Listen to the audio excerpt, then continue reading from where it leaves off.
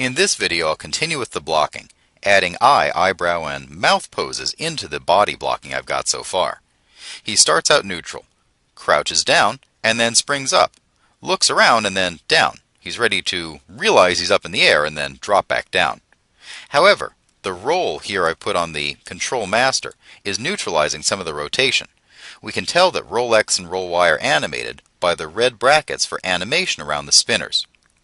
I need to change my filtering, or go into the dope sheet or curve editor to rearrange the keys a little bit.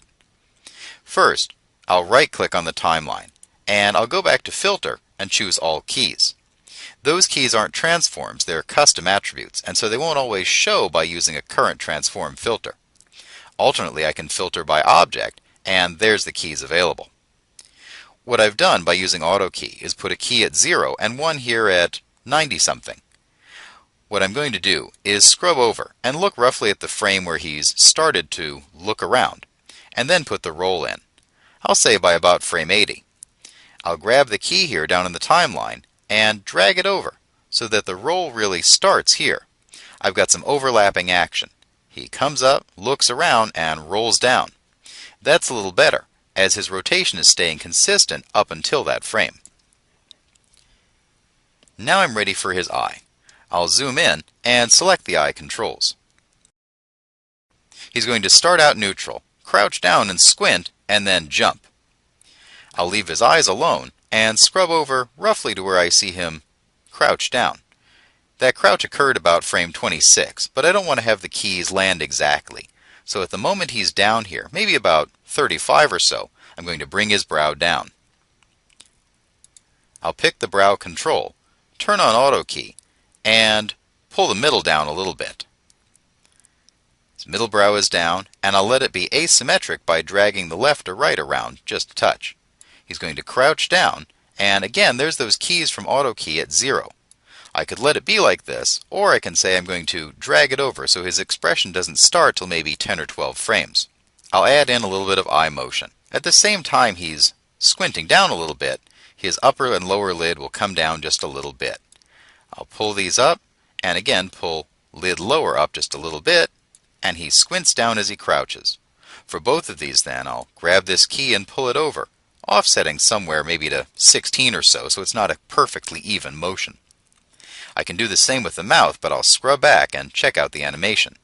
He starts neutral, squints down, and he's ready to jump. His brow is furrowed and his eyelids are up and down, and he's crouching in. Then as he goes back up, I need to have that motion release. What I can do here on the timeline is zoom in and then clone those keys over. Alternately, I can just go to where I want and key it again. To zoom in, I'll hold Control-Alt and right-click on the timeline. I'll scrub to the right and open up this range so it's easier to see. To clone a key, select it, hold Shift, and drag it on the timeline. Maybe by about frame, 65, and I'm watching on the bottom, his eye opens up again. And up here by about frame 99, 98, his eyelids are going to open. I'll open this up, pulling that all the way open as he realizes he's up in the air. I'll pull the lower lid open and then adjust the brow controls as well. I'll pick the eyebrow control and pull that middle up. He's going to realize he's surprised. I'll pull the right down a little bit and the left down to accent that surprise.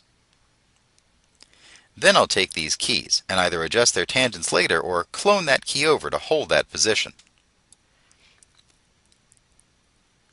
He comes up, his eyebrows are down, and they spring up. Somewhere in here I need one more key, right about here at maybe 80. Instead of cloning it, so it's not an exact match, again I'll bring this up to neutral. He's jumped up in the air.